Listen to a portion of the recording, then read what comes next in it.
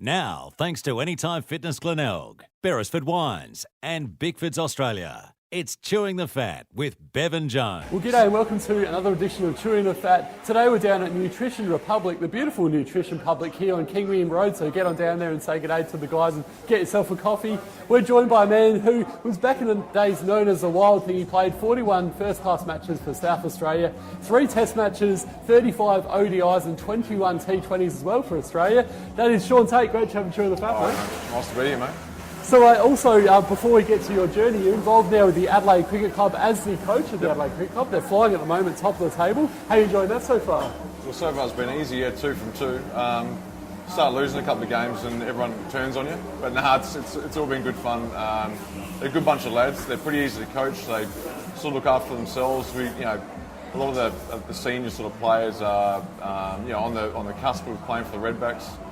2 of the guys are. So when you've got a quality bunch of lads, it becomes very easy as a coach. And any coaching aspirations yourself going forward for maybe the Redbacks or higher level than that? I'm not sure about being a head coach, but I think certainly bowling coaching for a 2020 franchise or being involved in a state system somewhere would be a nice sort of goal for me to look at, I suppose, in the future. But I know it's a cliche, but right now I've got to concentrate on what I'm doing and just see where the road takes me, I suppose. And you're bowling a little bit as well. Still, we spoke about this before. You've got a couple of things coming up, which we'll get to Live 8 in a moment. But you're still doing a little bit of bowling here and there as well. At training, I still bowl the lads. If someone needs to face another medium pacer, I'll sort of roll the arm over. Still, it still hurts. It still hurts, no doubt about that. But look, it's good to be involved, and obviously, if I can be involved in training, obviously. My main part is not to have a bowl or have a hit, but if I can still be involved and I'm still fit enough to train with the boys from time to time, they might enjoy that. I certainly enjoy it, and it's good to be involved that way as well. I don't know about medium paces though, Tony. You're pretty quick. You've got the second fastest bowl in the world history, just behind Brett Lee and Shoaib Akhtar, of course. So I don't know about medium pace. I still think you'd be pretty Nowadays, quick. you come down and have a look. Nowadays, it's very much medium pace. So. Okay, fair enough. I still wouldn't want to face you anyway. But hey, let's talk about your journey now. I mentioned before that you played for Australia and South Australia as well. You've done a fantastic job over the years, a long career. You've had your battles with injuries, which is a credit to you the way you've come through that. How did it all begin though? You played for South Australia as a 19-year-old in 2002, but talk to us through your journey. Yeah, I mean, I started up in the Adelaide Hills, like most young cricketers, playing with my club side up there, and just enjoying it. That's how it always starts, I suppose. And then obviously moved through the ranks pretty much the same way. I went to a few country camps, ended up in the state under 17 squad, missed out on the first cut, then made the team the year later. Obviously under 19 stuff, and went on from there. The traditional way, second 11. Played my club cricket Sturt, played in the A grade there.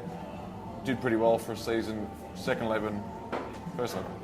So pretty traditional way of going through. But certainly, I played at a young age, but I still felt like I earned my stripes and went through all the right stuff to get there. In 2005, what a way to make your debut for Australia in the Ashes in what was an incredible series as well. Everyone remember that one. Unfortunately, Aussies didn't get the job done, but just an amazing series. Talk to us through that. Yeah, it was, mate. I mean, they're still. I'm watching the Ashes now. They still talk about that series a lot. So, yes, we lost, and it still does hurt a little bit. But just I was pretty young. I was 22, played a couple of games, but to be involved in that series was, I suppose, now you look back on it, it was not a bad one to be a part of, and. It certainly helped me sort of grow up a bit. Those 2 months over there in that Ashes series, the amount of scrutiny that the team was under and whatnot. I think it just certainly turned me into a bit of I went from a bit of a boy to a man that series. And looking back on it now was a great experience. And who would have been your toughest opponent? Who was probably the ones that you really hated to bowl against that might hit you for a few boundaries? Oh, I mean, guys that come to mind quickly, I suppose, Kevin Peterson. A big imposing figure at the crease was tough to bowl to at times. I did manage to get him out, but he's certainly hard to bowl to. Probably the short form stuff, obviously Brendan McCullum. Used to have really good battles with him. Get along really well with him now, but we used to go at each other pretty hard, yeah.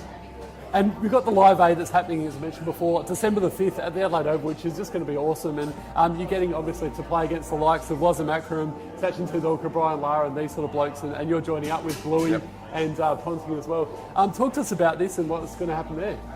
Yeah, I think it's a piece of the crease type thing that I don't know too much about it right now, but I know that I'm being involved. A couple of locals myself, Bluey Dizzy's going to be in the team as well.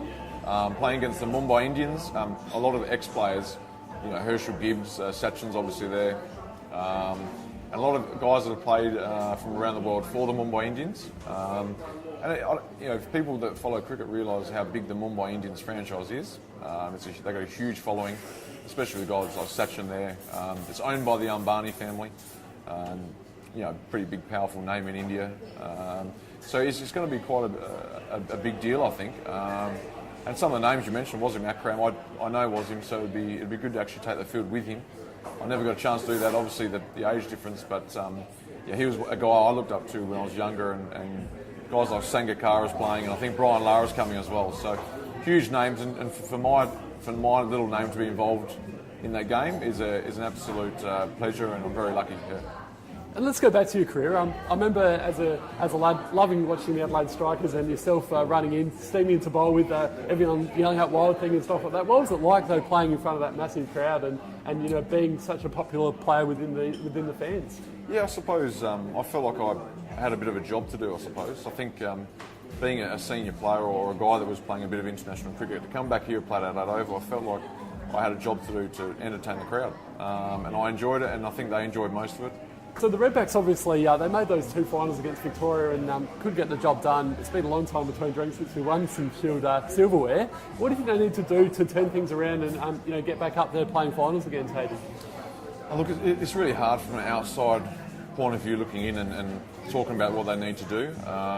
You always, obviously, there's all sorts of things that you're battling against, bigger populations in the eastern states who've got a lot of guys to pick from. Yes, we can go there now and grab some players to strengthen up our ranks. Obviously, the more we make an effort to make our grade competition stronger, our grassroots stuff stronger in this state, which I'm sure they're doing.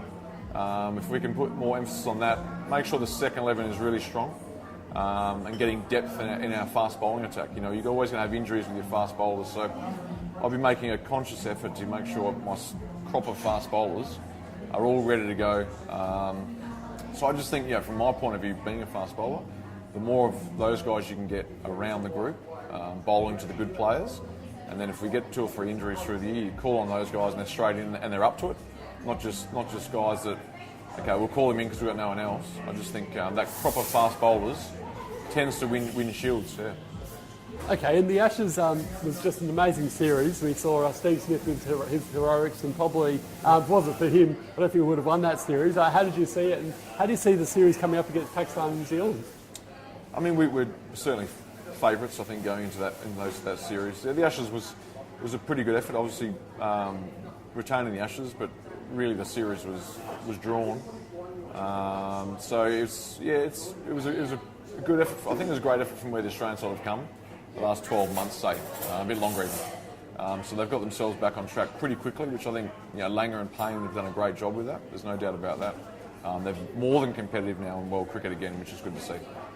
And Adelaide Cricket Club, of course, Ken Valenti, we saw him score 100 last week, and he's going really well, and he's been named in the Redback side to play against Queensland today. But anyone else from your side at the moment that you could see potentially going on to play for SA or even higher? Absolutely. I don't want to sound like one of those club coaches that just thinks the whole team should be playing for South Australia, but we've got a good crop, there's no doubt about that. The Pengelly brothers, Josh and Ben, they've got bright futures. I mean, the way those guys play, it wouldn't surprise me in the next couple of years if they're both involved in a Big Bash franchise, in a squad. They both hit the ball really hard, they take the game on, they're both good death bowlers as well, which is a great make-up for 2020. So those two have got a good avenue through that format of the game. Wes Agar's playing, as you mentioned. We got him over from Victoria. We were lucky that he decided he wanted to play for us. And he's a big bustling fast bowler, so he's going to have a bright future as well. Patrick Page, he bats 3 for us. He's been in and around the Saka for a number of years now. He's still only really young, so he's great to watch the way he bats. He's a stylish batsman, stroke player. And it wouldn't surprise me if he's in the South Australian team this season. So yeah, we've certainly got a few guys to look out for. Oh, you're doing a fantastic job down there, Tatey. Keep up the great work, and thanks so much for joining us today and Chewing the Fat. Thanks to Nutrition Republic as well for having us, and to Jeff for filming, and Bigford's of course. They've got a new Red Drink Cost coffee, get around that. And thanks also to Beresford Wines and In Time Fitness Glenelg. Thanks so much, mate. It's been a pleasure having you on. Thanks.